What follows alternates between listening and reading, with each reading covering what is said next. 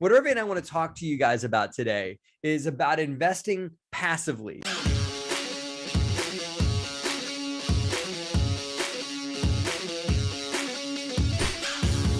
What Herve and I want to talk to you guys about today is about investing passively in real estate. This is an active investor, and this is an option you guys have. If you want to one day do this full time as a real estate investor, then I recommend climbing the ladder towards active investing full time. Understand, this woman is working very hard. She's sweating, right? I mean, she's putting in what? She's not putting in money, Herve. She's maybe putting a little bit of her money, but she's also putting in what? A lot of what? A lot of time there. A lot of time, a lot of sweat. That's what's on that wall, the clock. Yeah. Look what she's doing. She's talking to people on the phone, drinking a lot of coffee. That's what we do. Understand, the biggest thing a active person is going to put in is their time, their resources, their contacts, their knowledge base, right? The other option here is to be this person, which is passive. Looks pretty good, right? Mm-hmm. They're not putting in any time. The reason why they're able to do something else aside from working, and this for this person is choosing to read a book, chillaxing on the beach. The reason why we're using this as an example is they're not putting in time. That's one thing that they can do, is they can chill on the beach and all that. You might put in some time vetting the right operator, but once you're invested with the operator, your time involvement really goes away. Maybe you're reading an email or two a month, that kind of thing. That's about it.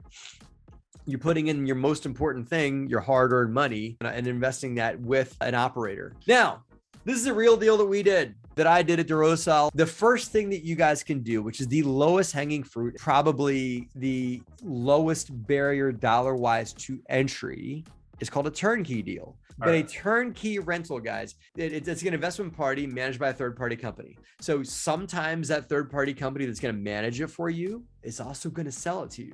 The great thing about these turnkeys, folks, is that third-party property management company, they're the ones that are either purchasing the home, renovating it, they sell it to you. They stay on board. They stay on board with the management of the tenant, right? So they do the background checks, qualifications, criminal, financial background checks, right? They're the ones responsible for collecting the rent. If the tenant has any particular issues with the property, electricity, plumbing, blah, blah, blah, they don't call you. They call the property management company, of course, all for a fee, right? Which varies based on different property management companies or not. But at the end of the day, for you, it's pretty much hands off, right? I mean, you went ahead and you invested your capital for this process to go ahead and work. And so it is a real good opportunity, especially if you're busy with your W-2 job. If you have other real estate deals that you're working on, turnkey can be a nice investment. You're not probably going to get the same kind of returns as you would get if you were to buy that property and renovate it yourself and manage it yourself. You want to go hands off, no time. Turnkeys are a great option here. Right. So there's upsides, right? This deal right here, bought it, owned it, renovated it, rented out, made good cash flow on it, and then sold it to somebody else as a rental property for themselves. We made a nice return on it when we sold it. The investor that bought it, Herve, financed it at 75% down. This guy wrote a check for about $22K. His ROI year one, 18.5%. Woo, giddy up. Right? And you know what, Herve? That's cash on cash to him. He was amortizing his mortgage too. That wasn't interest only. That's so right. He was paying that principal down every month and everything with like rental that. Income from the tenants. It's yeah, right. He had it on a 30-year fixed mortgage. Probably could have moved it up to a 15-year fixed. It's deals like this that everybody knows. Brandon Turner bought properties like this for his kids. When the day his kids were born, you buy a property just like that on a 15-year mortgage. When that kid turns 15 years old, hey, what do they got? They got a free and clear house. Boom. Go to college. I'll give you a few downsides on turnkey. Not that I'm trying to sell against it or whatever. I'll just give you guys the facts. At some point, believe me, I know for a fact, I know firsthand, single family homes and small multis, 2, 3, 4 units are eventually going to need major capital investment. So you need to set aside some cash to go and renovate units for when tenants move out, go and replace roofs, replace windows. So turnkey improvements that the turnkey provider did on the property, they don't last forever, right? So that you're going to have to upgrade and do those things. That's number one. Number two, make sure you're investing with the right operator. That goes without saying. We're going to talk about that later, but make sure your operator is the right one. There are stories of folks selling turnkey. You could Google it. I'm not going to mention names, but there are turnkey providers that ended up, running bad businesses and that, and kind of selling halfway done properties to people. And a lot of turnkeys are out of state, so people don't realize. I recommend you do boots on the ground. Go look at the turnkey, even if it's only going to make you $500 a month. Go look at it in that. So turnkeys are good investments, but buyer beware. rare, but they can be great cash flowing properties if you have good credit to qualify for the mortgage. And they could be low money down options to get in. You can invest in a syndication as a passive investor if it's a 506B offering. So what is syndication? You broke up. What is it? What are we even talking about? I'm sorry. Pulling up funds from numerous investors and channeling those funds into real estate projects, right? So like Matt was saying earlier, you're going along with a real estate syndicator, that person who is finding that property. They're pulling the funds together for that purchase. They're going to put some debt financing on it, but they're going to also put some equity financing. That equity financing is coming from you, the investor. They're going to raise money to go ahead and purchase the property. Within that raise, they're going to use raise money to go besides the purchase, but also for the capital expenditures, the working capital. They're going to raise all that money, and they're going to go ahead and they're going to set aside terms, right? They're going to set aside terms, which is going to really dictate what kind of returns that they're going to be providing to the investors that invested their equity capital in this deal. 3-year hold, 5-year hold, 10-year hold, whatever it may be. 7% return, 10% return. You've seen all different kind of strategies and structures on those returns, but basically that's exactly what it is. It's a pooling of funds. You invest and you're getting your payments out monthly. You know, people think that syndications means buying apartment buildings. No, it actually does not. It's actually, the legal definition of the word means a group of people doing something that each of them could not do individually. It means a group of people doing something big, right?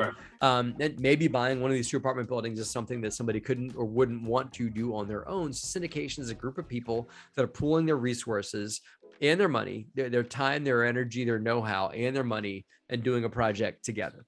Moving on, Herve. Private loans. Herve, believe it or not, that picture on the left is the same property as the picture on the right. You believe that?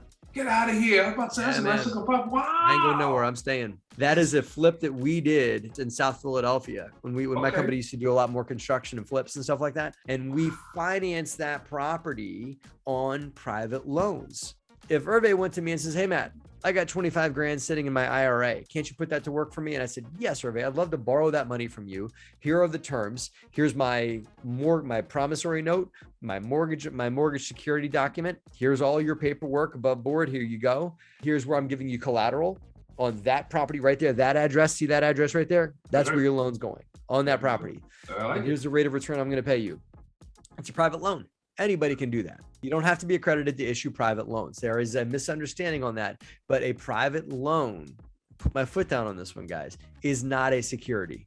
And there's been misunderstandings that it's an SEC registered event. The only way it becomes SEC registered is if you're getting aggregated and pooled with a bunch of other lenders.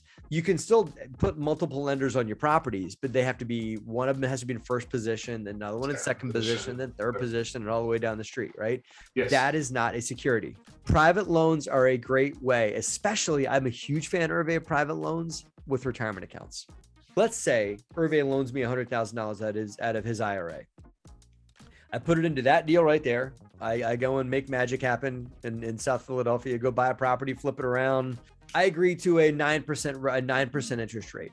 I hold the money for 6 months. I owe him 4.5% on his money because I held it for half a year. So now I give him $104,500 back because it's in his IRA. Herve, how much tax on that $4,500 you have to pay? Goose, right? Ooh. So you can take that $4,500 and you can do what now? Do it again. Let it roll. Let it roll. Do it again. You can then take that $100. Then Herve. Then the way that it goes down is Herve then loans me $104,500 for my next deal. Then I give him back, and then it starts to cycle back. Then I give him 110.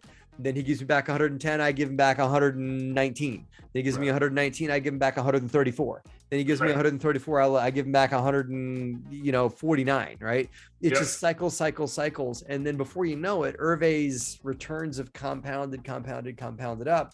Before you know it, he doubles up, and you can double up pretty quickly in an IRA invested in private loans because they're short cycle. That's what's great about private loans. You give me money, I'm paying you 9%. I want to get that money back to you as fast as I can. And I want it back as fast as I can too. Right. It's a mutual agreement. Maybe find people, local RIA clubs, or find people in your local environment might want to take your loans and that. So upside, compounding interest.